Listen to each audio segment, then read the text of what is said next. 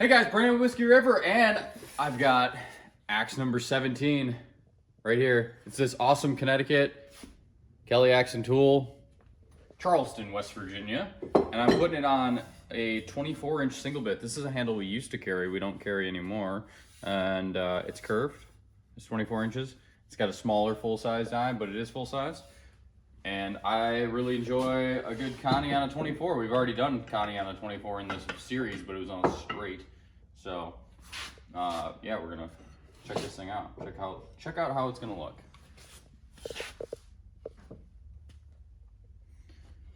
So, let's get to it.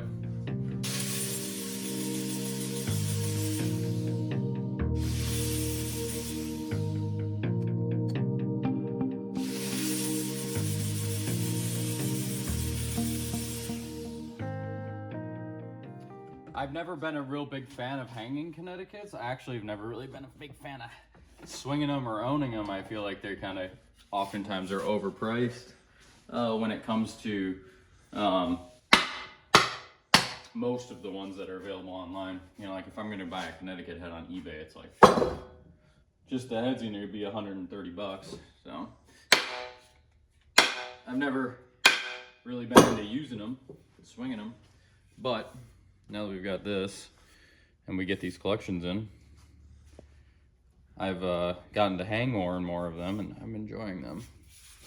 I'm gonna do one more good hit on that. There we go. Yeah. About an inch to go.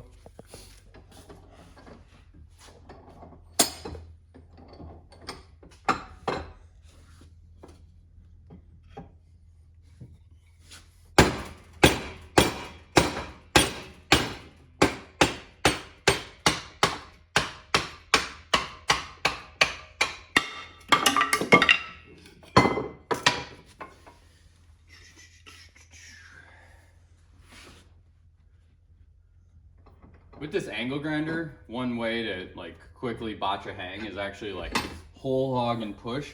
I kind of just like let the grinder just float on there. It's not, I'm not, you know, pushing and carving. And I'm also leaving this flat. You can kind of see if you come over from this way, you can kind of see how this is angled up a little bit. So if you go flat, you're gonna hit your guard, but if you tip it just a little bit, you're actually flat against that. If you go too far this way, you end up getting like slicing. So just try to find that sweet spot. You can feel it as you move that grinder. Anybody who's worked metal and ground metal knows that that kind of how these flap discs work.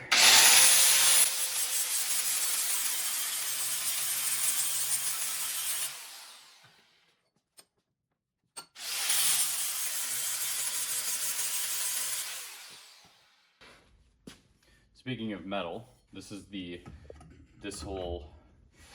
my background is in metalwork and fabrication, not in woodworking, which is how, so I've been learning a bunch about woods and all of that over the last few years as I sell wood products. But I did a lot of sculpture work, so with that, you get the kind of carving out of things and sculpting of things. So it's kind of similar to what you got to do to prototype handles and hang an axe and all that. Know what to remove and what to add. So here we go. We got the top of the eye, and we got the bottom of the eye. It's just a little bit of a gap on the side there. A little bit of a gap on the side there. Looks like I took a little bit too much off, but as we set that down, if we get another inch down, it should, looks like it should fill it out.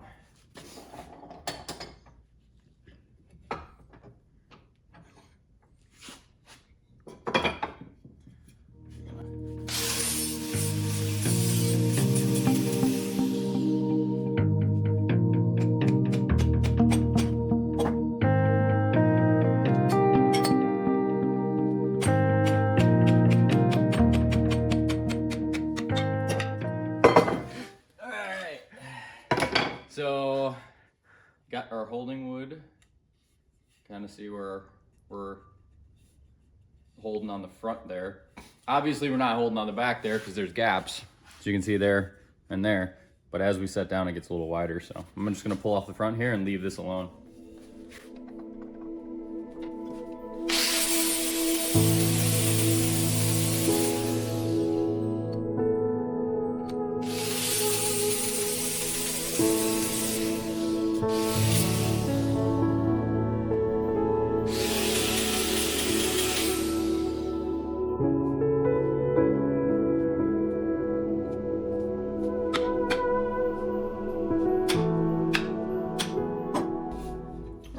Popping out the top there. Tiny little gaps in the back. So again, we're gonna have to set it down. I mean, we're gonna have to probably come down another, ½ inch, maybe 5/8, just to kind of have it set where I wanted to have it set. We're gonna get the Shinto rasp out now that we got it kind of this point.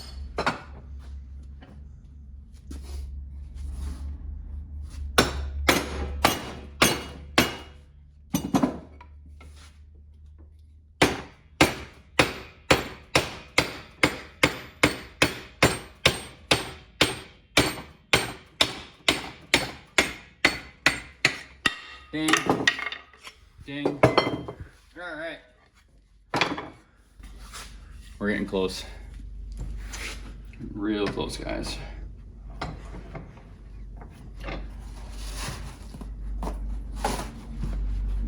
Keep rolling. All right.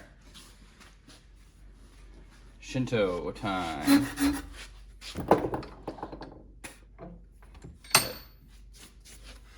That paper towel had sawdust on it.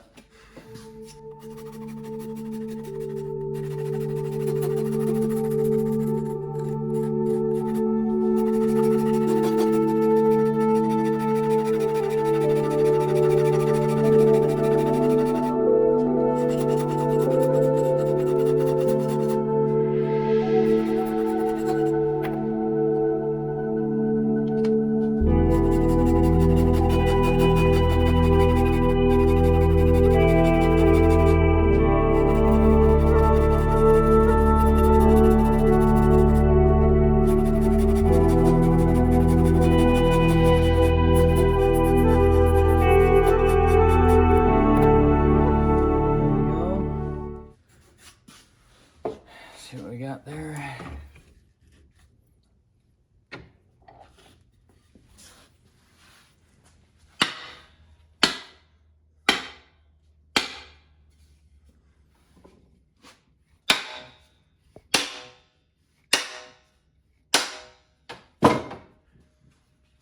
Look at that. And the gaps are full. That's what we wanted, guys. Right there. What's this measure out to? 23 inches. That'll be good. I think we're ready to wedge it. Yep, I think we're ready to wedge it. There's a little curl in the front of the eye, but we can trim that off. I might even the shoulder out a little bit, but I can do that with the head on there still.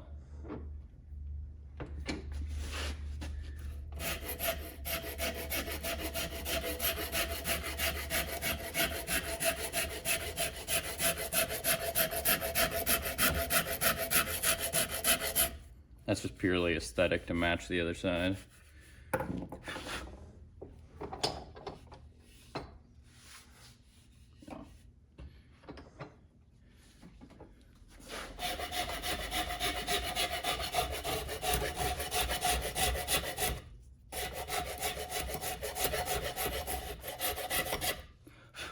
Okay. Let's wedge it.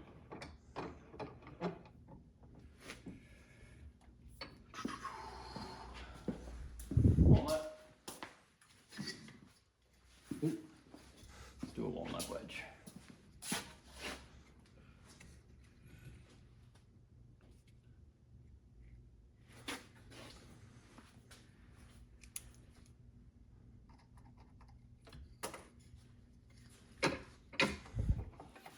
These wedges are shipped with like 15 thousandths, 20 thousandths of an inch of a flat spot on the end of it. You can kind of see it. I don't know if it's easy to see in the camera or not, but it does not come to an exact point. It's like kind of flattened out. We do that so that in shipping, it keeps them from chipping. Like we used to have them come to a point. So especially on ones that, like this one, which is a bandsaw cut, not a table saw cut, you want that wedge to be a little thinner to help it get started in there. So we'll cut this how it needs to be, and then we'll sand it to a little bit more of a point.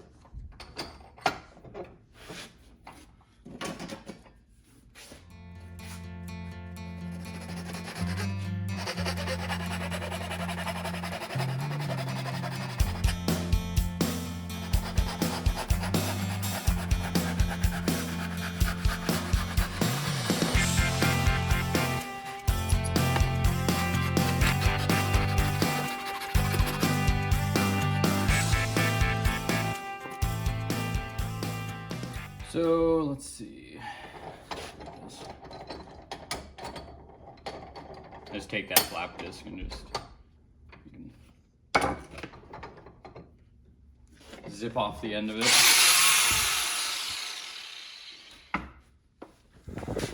I unplugged it. Whoa! Whoa! Getting wild.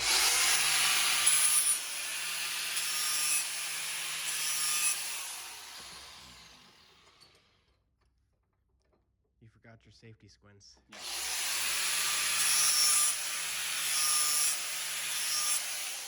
There we go. So now it's more pointed. It just helps going in and out of that curve cut.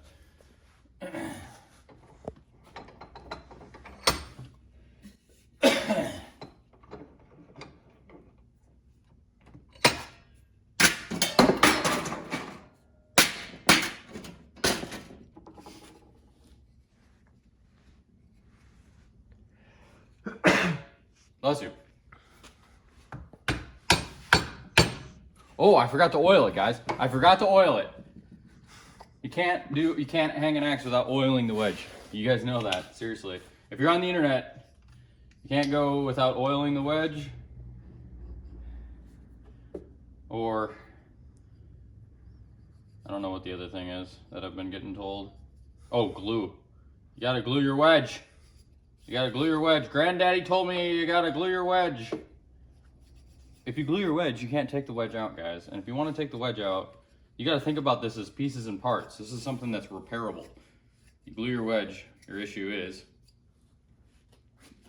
you can't take this axe back apart. Or if you do, you gotta like grind the wedge out with a you know, oh, what is that called? Oscillating tool. And it's like, I don't want to have to go through all of that. I want to just be able to just pop the wedge out or drill the wedge out. Okay, there we go. We're starting. We're going to the ground.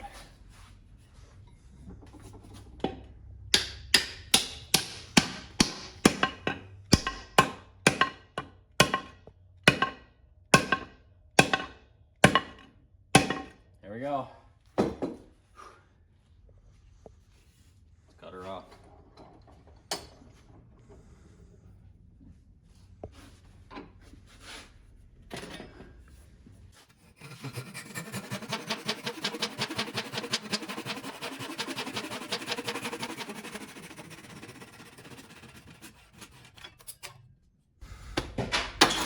Look at that.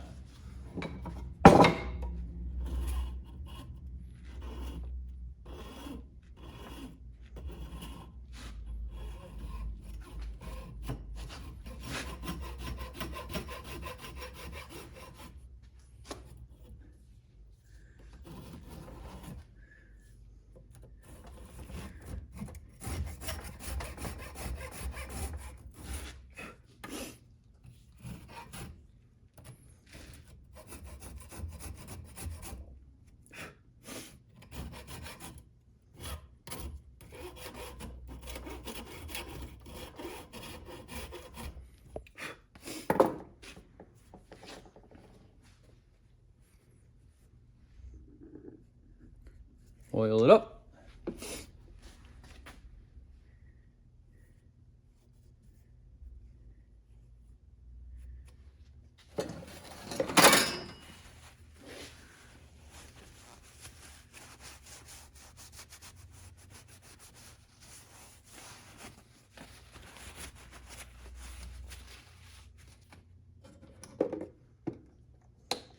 There we go. Look at that. Kelly Axe and Tool, Connecticut. Oh wait. I can't do an outro yet. I gotta cut this curl off. We can't ship it like that. You put a new blade in this thing. Did you still need one? Still need a new blade? Yeah. There you go.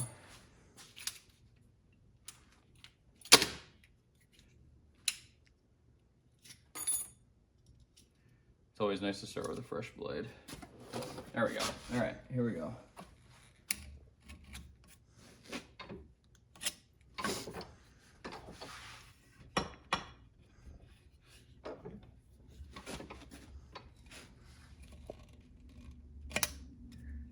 There we are.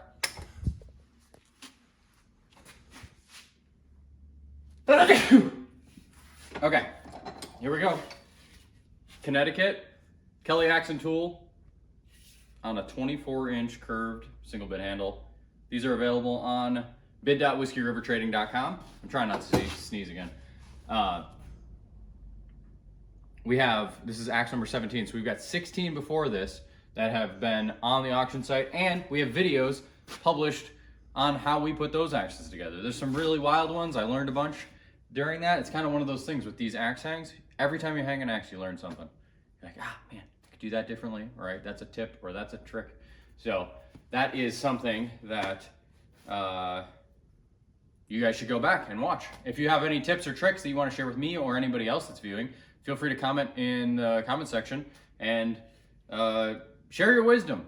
So we all have different ways of doing things, and we appreciate all of the different varieties of folks who hang axes. But sometimes there's some stuff that we can help each other out by being like, hey, if you do this or that. So bid.whiskeyrivertrading.com, Android, Apple app, or you can search it on browser and you can see our auction site. We do vintage axe auctions, we do council tool auctions, we do handle auctions with exotic handles. We do a bunch of stuff, and we don't only sell axes. We sell knives and draw knives and what else?